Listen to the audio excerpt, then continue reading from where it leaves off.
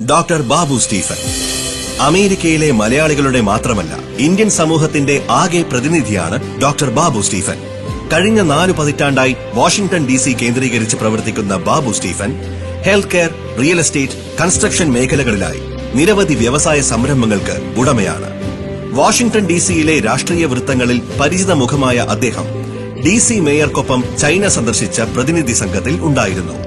American president Joe Biden, vice president Kamala Harris കൂടാതെ മുൻ പ്രസിഡന്റുമാരും സെനറ്റർമാരുമടക്കം അമേരിക്കൻ രാഷ്ട്രീയത്തിലെ പ്രമുഖരുടെ സൌഹൃദ വലയത്തിൽ ബാബു സ്റ്റീഫൻ ഉണ്ട്.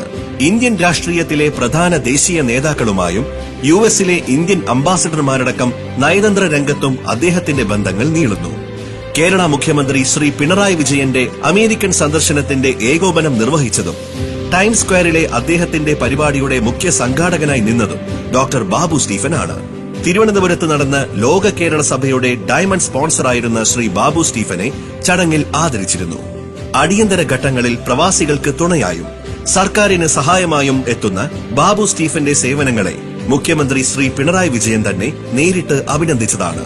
സ്റ്റീഫൻ ഫൗണ്ടേഷൻ എന്ന പേരിൽ സ്ഥാപിച്ച സന്നദ്ധ സംഘടന വഴി അശരണരായ ഒട്ടനവധി മനുഷ്യർക്ക് ആശ്വാസം നൽകാൻ ഡോക്ടർ ബാബു സ്റ്റീഫൻ ശ്രമിക്കുന്നുണ്ട്.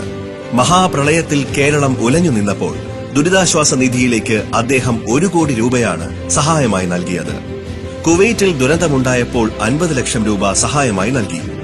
സ്വന്തമായി കിടപ്പാടമില്ലാത്തവർക്കായി വേൾഡ് മലയാളി കൌൺസിലിന്റെ പേരിൽ ബാബു സ്റ്റീഫൻ തിരുവനന്തപുരത്ത് 4 വീടുകൾ നിലവിൽ നിർമ്മിച്ചു നൽകി.